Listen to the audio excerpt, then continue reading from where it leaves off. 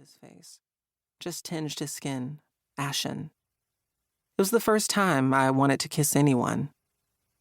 His body was sprawled before a scrawny garden that grew in front of our building, right below one of the entrance arches, badly covered by half-dry flowers and ivy veins that barely enshrouded the crude wire structure.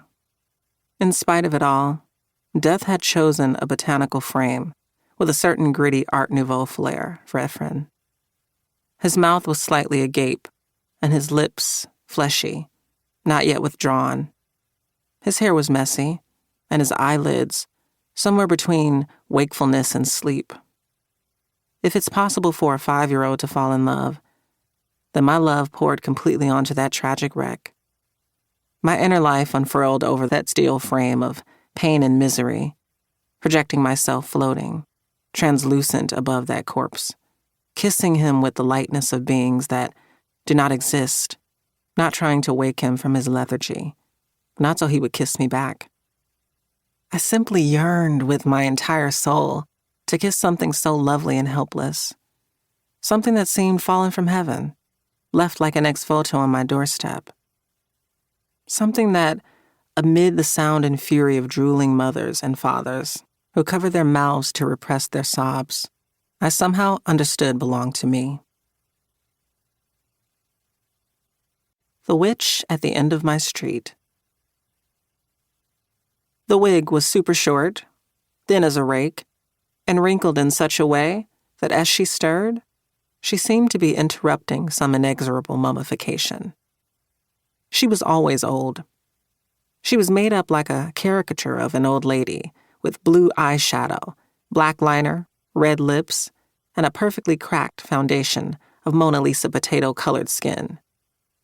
She smelled like dead flowers, forgotten in a drawer, and constantly whispered a string of unintelligible words under her breath, like a secret prayer laced with poison. The poison had to do with her surly mocking gaze. Her seriousness wasn't the judgmental kind, but rather the type that presaged a hearty laugh, as if every time she looked at someone, an embarrassing secret about them was revealed to her.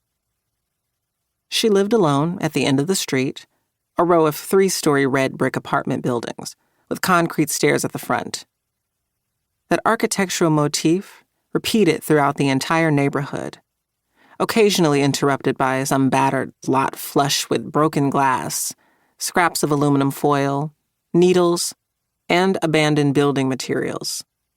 If we could have spied the pavement from above, those gaps in the rows of apartment buildings must have made it look like diseased gums, where enormous teeth had been yanked out with no apparent logic, leaving behind an incurable infection and lumpy holes.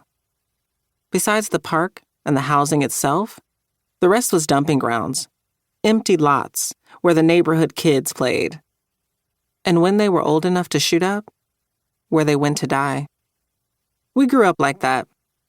Generations of working-class kids dreaming up whole worlds in the very same plots that one day might become our final resting places. The garden didn't reach the wig's corner. The view from her ground floor apartment, if she'd ever pulled up the green blinds that covered her windows day and night, was of garbage cans. Our buildings were part of a large Francoist housing development built in the 50s, dubbed the Great San Blas. The former name, Cowridge, must have stunk of sweat and shit to the fascist authorities. Meanwhile, the debt collectors, who combed door to door, referred to it as the motherless neighborhood, because they were usually greeted by children who should have been at school.